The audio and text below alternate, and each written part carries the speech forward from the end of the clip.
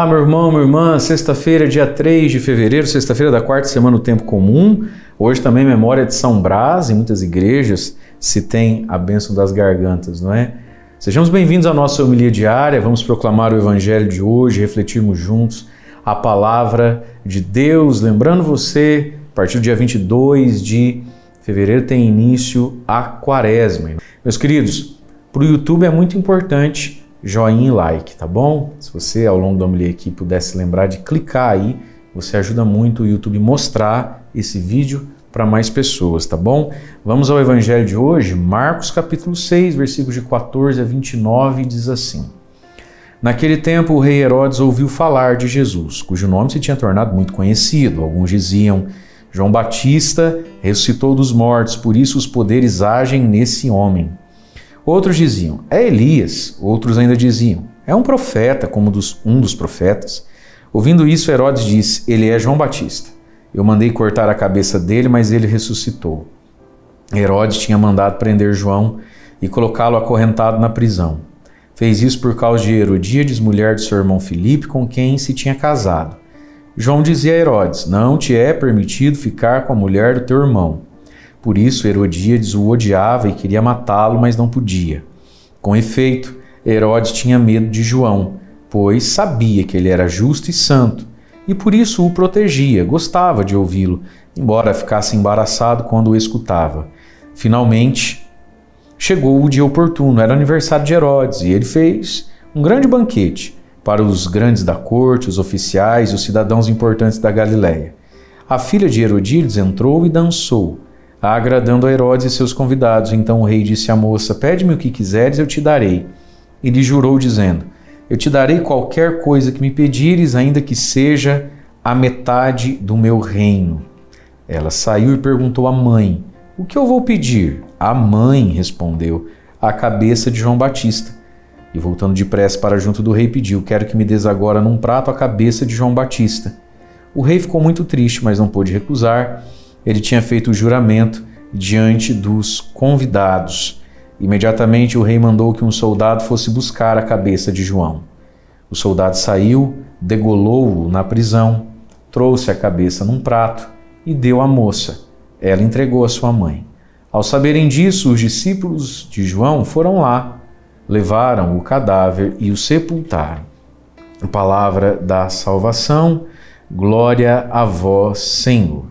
Irmãos e irmãs, hoje nós temos o martírio de São João Batista, apesar de não ser o dia litúrgico do martírio de São João Batista, uma vez que estamos fazendo a leitura corrente sempre, de segunda a sábado, do Evangelho de São Marcos, chegou nesse momento da narrativa, então, do martírio de São João Batista. Testemunha, em grego, é mártir, aquele que testemunha, faz recordar. Portanto, mártir é uma testemunha, mas uma testemunha que foi martirizada, por isso que ganha esse nome, esse título. Nós temos aqui então a morte, o testemunho de João Batista, em favor de Cristo, da verdade do Evangelho, a respeito de um assunto bastante espinhoso, não só hoje em dia, desde sempre. Ai, padre, que hoje em dia esse é um assunto difícil. Não, esse é um assunto que nunca foi fácil. O assunto do matrimônio. João Batista morreu pelo quê? Porque ele denunciava a Herodes: essa mulher não é sua. Herodes estava morando junto, convivendo com a mulher do qual ele não era casado. Ela era esposa do seu irmão. Então ele ficou com a cunhada. Olha a baguncinha que esse povo está vivendo aqui. Essa não é tua esposa e talvez dizia Herodes também, isso não é o teu esposo. Então todo mundo sabia, a sociedade sabia que João Batista considerava Herodes um pecador e Herodíades uma pecadora por conta do adultério, por conta do matrimônio. E aí, nós vemos aqui que o Evangelho também quer nos fazer saber e unir esses dois personagens, João Batista e Jesus. Veja, o Evangelho dá um salto, ele começa a falar que Herodes ouviu falar de Jesus, João Batista já estava morto, e aí sim é que ele vai contar o que tinha acontecido com Herodes. Mas veja, quem é Jesus? Eu acho que esse Jesus é João Batista. Tão grande foi a fama, a santidade de São João Batista, que para interpretar Jesus, nós temos que compará-lo a algo ou a alguém. E aí talvez o melhor exemplo seja João Batista, o homem do deserto que pregava a conversão. Mas para nós hoje talvez seja bastante interessante a gente olhar para a história de João Batista mesmo.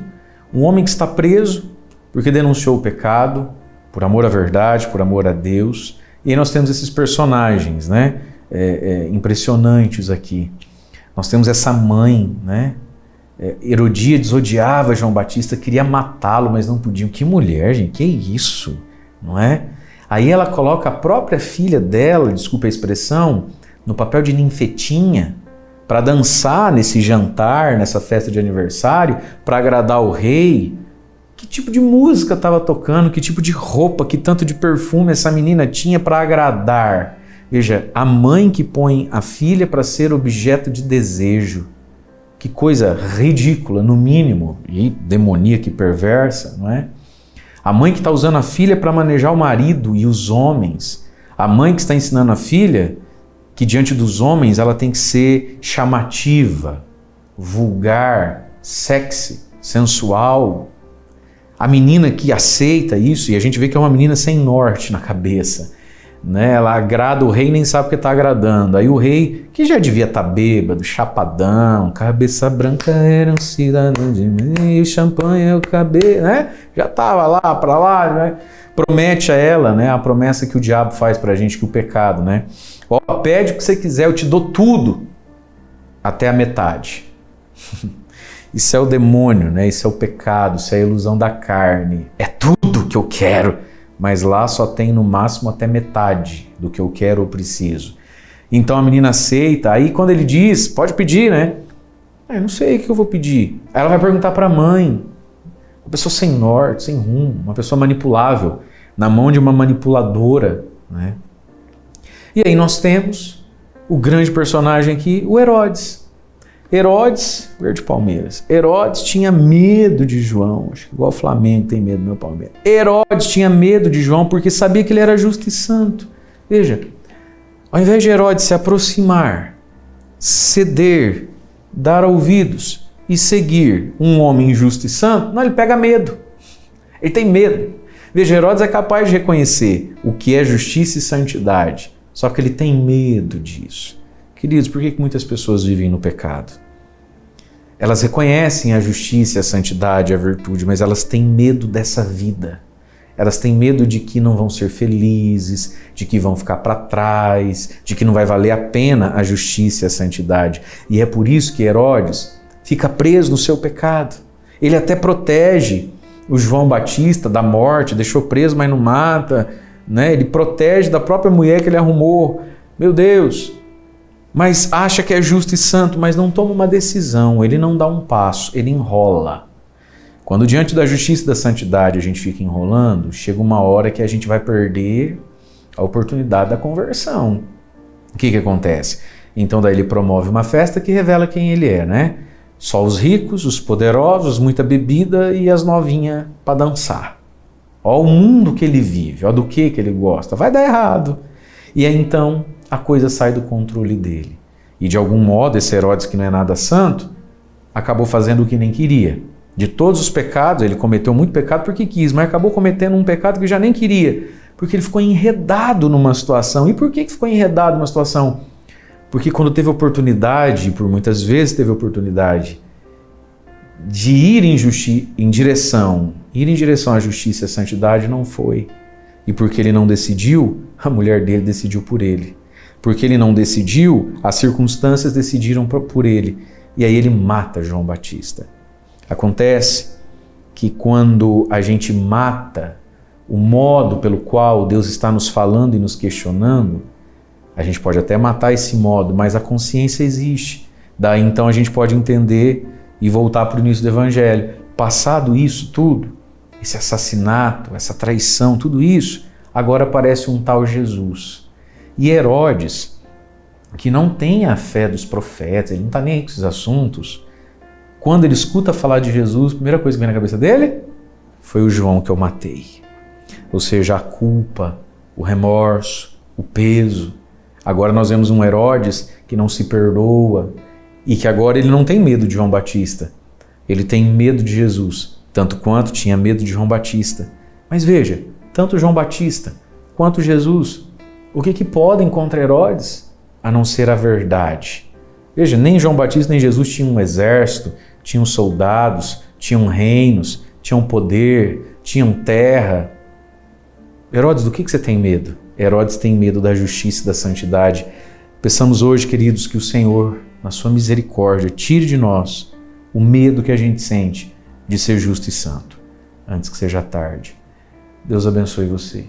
Em nome do Pai, do Filho e do Espírito Santo. Amém.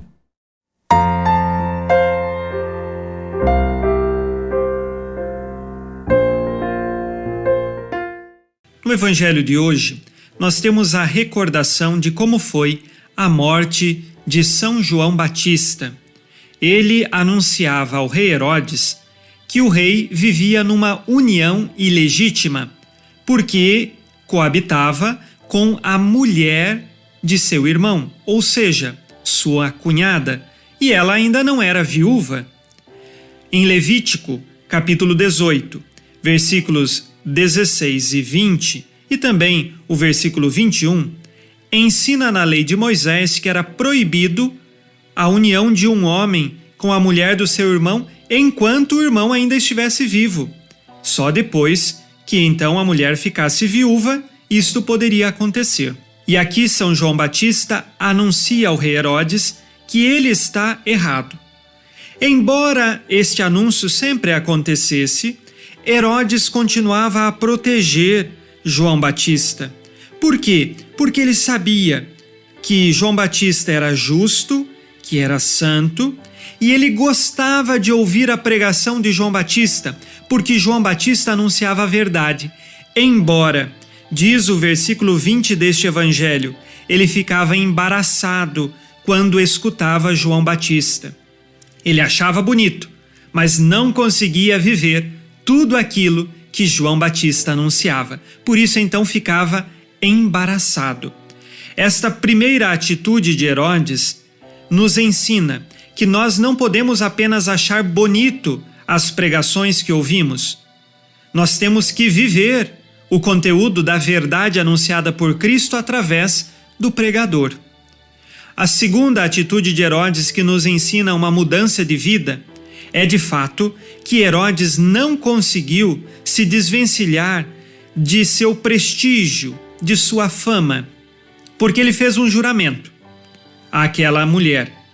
E quando ela pediu a cabeça de João Batista, ele ficou triste, porque ele não queria matar João Batista, mas ele ficou muito mais interessado com o seu prestígio, com a sua fama, e achando então, eu não posso agora quebrar o meu juramento, mesmo que seja algo injusto, eu vou ter que fazer, porque o meu prestígio, a minha fama, fala muito mais alto do que a verdade e a justiça. E então o rei Herodes é injusto e manda matar João Batista, cuidando de sua fama e de seu prestígio. Essa atitude do rei Herodes nos ensina que nós não podemos viver desta forma, que nós temos que viver o inverso disto. Sempre, a justiça e a verdade devem estar acima de qualquer coisa. Às vezes queremos falar uma mentira aqui, outra mentira ali, uma injustiça aqui, para defender a nossa fama, para defender a nossa imagem, e acabamos então sendo injustos. Peçamos ao Espírito Santo que conduza nossos corações no caminho da verdade e da justiça. E a bênção de Deus Todo-Poderoso, Pai e Filho e Espírito Santo, desça sobre vós e permaneça para sempre. Amém. Nesta sexta-feira, fique na paz e na alegria que vem de Jesus. Abençoado dia a você e sua família.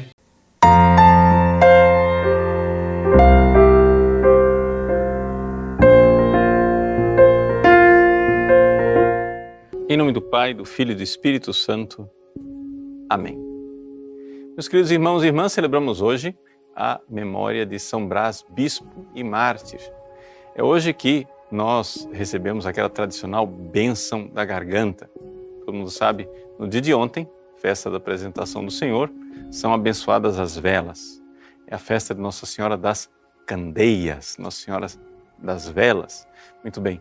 Então, com aquela procissão das velas bentas, nós entramos ontem na igreja. E hoje, com essas mesmas velas, o padre ou o diácono dá a bênção sobre a garganta dos fiéis, pedindo que, pela intercessão de São Brás, bispo e mártir, o Senhor te livre do mal da garganta e de qualquer outra doença. Pois bem, vejam, esta oração, que é uma oração de um pedido claro, de um milagre físico, de uma intervenção de Deus, para que nós sejamos libertos dos males da garganta e de outras doenças, nos leva a perguntar: por que que Jesus realizava milagres? Por que que Deus ainda hoje faz milagres? É importante nós compreendermos que Jesus veio para nos salvar. Sim, Jesus disse: eu vim para que todos tenham vida, e vida em abundância.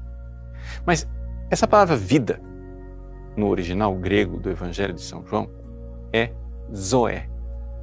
E zoé, tecnicamente, é usado por São João para descrever a vida eterna, a vida do céu, vida com V maiúsculo. Enquanto esta vida aqui é descrita com outras palavras. A vida biológica, essa vida que perece, essa vida que passa. Pois bem, quando se opera um milagre de cura, Deus está intervindo e nos dando mais vida com V minúsculo. Só que Ele faz isto para fazer surgir a fé. Ou seja, quando as pessoas têm o coração aberto para a fé, Deus opera milagres exatamente para que, recobrando a vida com V minúsculo, elas comecem a crer na vida com V maiúsculo e vão para o céu. E é por isso que em Nazaré, Jesus não opera milagres.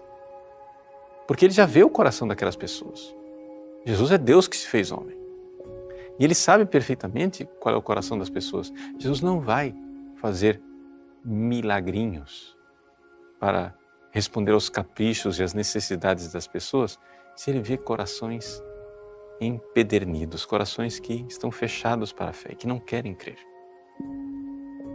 Por isso, na verdade, os milagres operados por Nosso Senhor são como que pregações, são palavras, são sinais que apontam para o alto. De tal forma que Jesus, operando um milagre, faz com que as pessoas aumentem a sua fé e assim entrem no caminho da salvação. Deus não quer simplesmente resolver os nossos problemas fisiológicos, nossos problemas sanitários, nossos problemas biológicos. Não, nada disso. Aí você chega e diz assim: mas, padre, como é que o senhor sabe da intenção de Deus? Não, não é questão de saber a intenção de Deus. O próprio Nosso Senhor Jesus Cristo disse que é melhor você arrancar um olho e entrar sem um olho no reino dos céus do que ter os dois olhos e se perder no inferno. Ao dizer isso, o que é que Jesus está nos ensinando? Ele não está nos ensinando que deve arrancar um olho. Não, pelo contrário. Ele está dizendo que, veja, a saúde física não é tudo. O que mais importa é a vida eterna. Por isso, hoje, com grande fé, nos aproximemos dos sacerdotes e diáconos para receber a bênção de São Brás, que o Senhor nos livre do mal da garganta e de qualquer outra doença, mas que tudo isso sirva para nos colocar no caminho do céu, da vida com V maiúsculo, a vida eterna. Deus abençoe você. Em nome do Pai, do Filho e do Espírito Santo. Amém.